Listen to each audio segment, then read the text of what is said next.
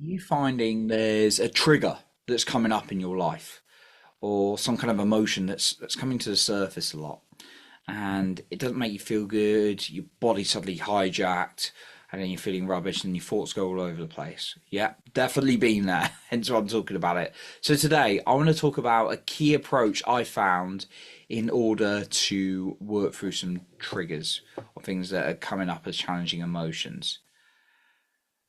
Okay, so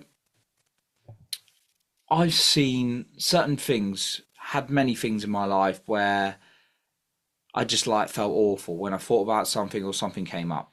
An example would be like a breakup, and it's like, oh, when I saw something about love online or romance or what women really want in a guy, just being honest and open about this, it'd be like, oh my god, I messed that up. I'm useless. I'm alone forever. All those kind of thoughts would come up, right? And I'd get like really triggered by that and just feel rubbish. Maybe you can relate as a man as well. It's really really tough when those things come up and your body's whole height is like completely hijacked and you're just like, oh, you're exhausted. All these kind of things.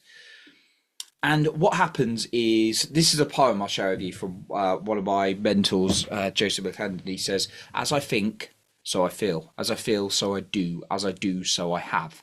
I'll say that again. As I think, so I feel. As I feel, so I do. As I do, so I have.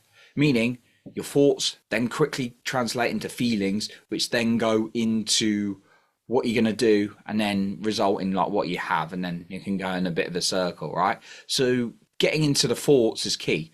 And sometimes our thoughts are so quick and unconscious we don't even know what they were. And that's why consciously I choose to program my thoughts as much as possible and then become aware of unconsciously what's actually going on, because the feeling will come from the thought. Okay, so how is it helping you when you're just coming up with this real tough approach and it's really really hard and you're exhausted? Well, I'm going to share some points now. The first one is the external stuff that's triggering you. You know, it's not always possible to filter there's a world out there. Obviously, there's a physical world, so it may not be possible to completely like filter out all the triggers, right?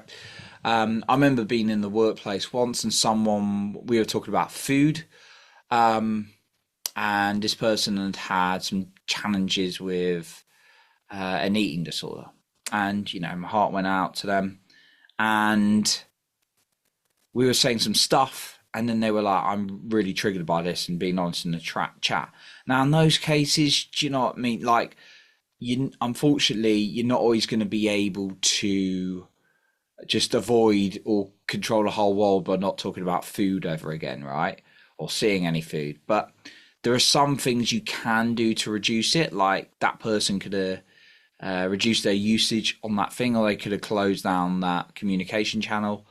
But in general, um, you know, that's why the internal work is important as well. But the first thing I'm sharing here is reduce the external. So if you get, for example, something gets you on social media, and I've totally been there, stop following a certain person or block out someone or something, right? That's a key one. So getting the external things sorted.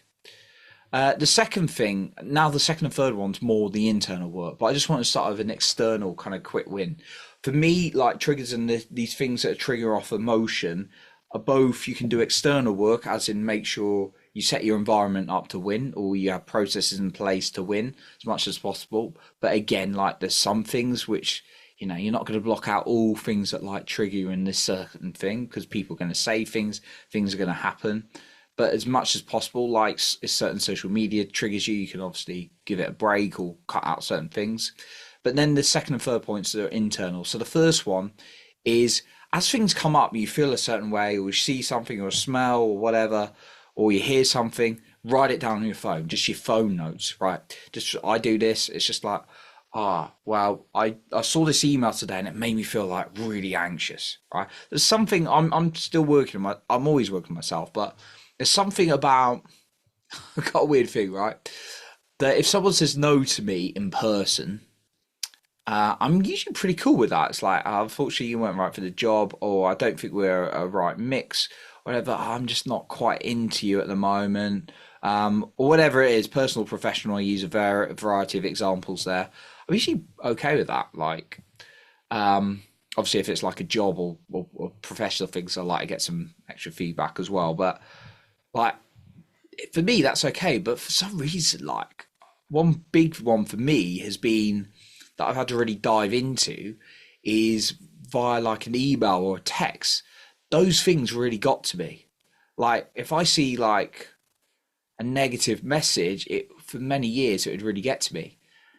And just noting that coming up was really powerful and awareness for me. So just writing up, oh, I saw that message and I assumed the worst.